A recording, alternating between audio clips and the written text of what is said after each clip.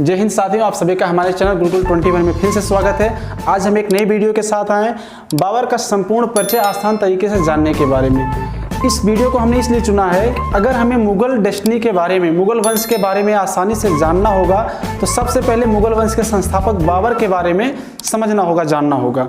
बाबर का संपूर्ण परिचय हमने आसान तरीके से इस वीडियो में बताया है, कहीं कहीं पर इसमें ट्रिक का भी इस्तेमाल किए हैं। तो चलते हैं हम लोग वीडियो पर। बाबर का जन्म 14 फरवरी 1483 को फरगना, जो अंदीजान शहर अब यह उज्बेकिस्तान देश में है, और यहाँ 11 वर्ष की अवस्था में गद्दी पर बैठे थे।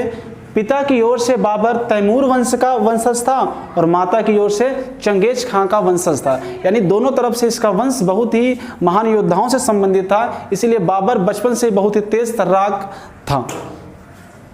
अब इनके पिता का नाम उमर शेख मिर्जा था, जो फरगना घाटी के शासक थे। माता कुतलुग निगार खानम थी और इनकी संतानें जो थी हिमाऊ, कामरान और गुलबदन बेगम, यही बहुत ही फेमस थे, बहुत ही प्रसिद्ध थे। इतिहास में इनके बारे में अधिकतर जिक्र होता है। ट्रिक बाबर के द्वारा जीवन में लड़ी गई लड़ाइयों को हम एक शानदार ट्रिक के माध्यम से समझते हैं, जिससे हम समझ जाएंगे कि बाबर के जीवन की प्रमुख घटनाएं, प्रमुख युद्ध कौन कौन से थे। 26 में पानी पिया, 27 में खाना खाया, 28 में चाय पी, 29 में घर गया, 30 में मर गया। 26 में पानी पिया, 27 में खाना खाया, 28 में चाय पी, 29 में घर गया और 30 में मर गया। ये बाबर के द्वारा लड़े गए उनके जीवन की प्रमुख ऐतिहासिक लड़ाइयों का ट्रिक है। 26 मतलब 1526 में, पानी का मतलब पानीपत का युद्ध, 27 का मतलब 1527, खाना का मतलब खानवा का युद्ध, 28 का मतलब 1528 ईस्वी में चाय का मतलब चंदेरी का युद्ध, 29 का मतलब 1529 और घर का मतलब घाघरा का युद्ध हो गया, और 30 का मतलब 1530 में, मर का मतलब मर गया। 1530 ईस्वी में बाबर की मृत्यु हो जाती है। हम इन युद्धों को और ही विस्तृत तरीके से पढ़ते हैं कि किनके बीच कब कैसे हुआ था। 16 मार्च 21 अप्रैल 1526 को पानीपत का प्रथम युद्ध होता है।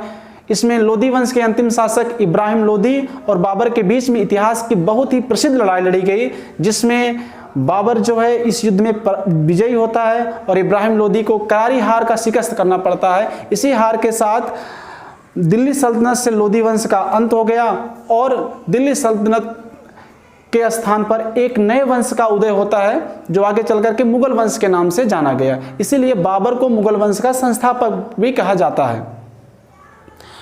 16 मार्च 1527 ईस्वी को खानवा का युद्ध हुआ। राणा सांगा पराजित। विजय के पश्चात बाबर ने गाजी की उपाधि धारण की। 1527 का युद्ध बहुत ही महत्वपूर्ण युद्ध था, क्योंकि राजपूतों की एक सशक्त सेना, उस वक्त भारत में राजपूत बहुत ही हावी थे, राजनीतिक दृष्टिकोण से शक्तिशाली थे। किसी भी बाह्य आक्रमण को झेलने में, किसी भी बाह्य आक्रमण को निष्क्रिय करने में सक्षम थे।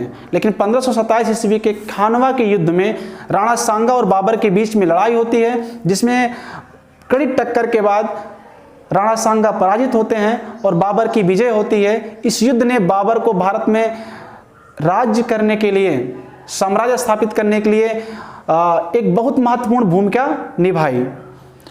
1528 ईस्वी में चंदेरी के युद्ध में मेदिनी राय को पराजित किया। 6 मई 1529 को घाघरा के युद्ध में महमूद लोदी के नेतृत्व में एकत्रित हुए अफगानों को परास्त कर अपनी स्थिति मजबूत की। अफगानों की जो बची खुची शक्ति थी, यदा कदा जो कहीं पर बिखरी थी, उसको महमूद ने एकत्रित किया और बाबर के खिलाफ लड़ाई लड़ी। लेकिन बाबर इस युद्ध में भी जीत जाता है और इसके साथ ही भारत से अफगान शासकों का एक लंबे समय तक अनुपस्थिति दर्ज हो जाती है।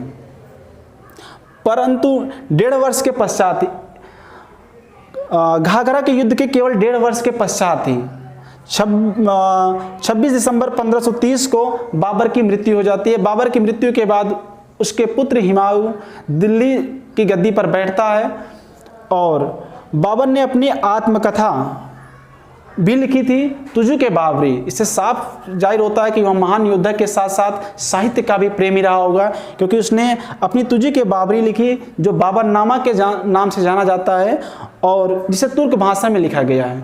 यह था बाबर के बारे में एक संपूर्ण परिचय था, जिसे हम आसान भाषा में ट्रिक के माध्यमों का इस्तेमाल करके जो सीखे हैं। आशा करते हैं कि आपको यह वीडियो अच्छा लगा होगा। इस चैनल को सब्सक्राइब करिएगा, इस वीडियो को शेयर करिएगा और चैनल को लाइक करना मत भूलिएगा। धन्यवाद।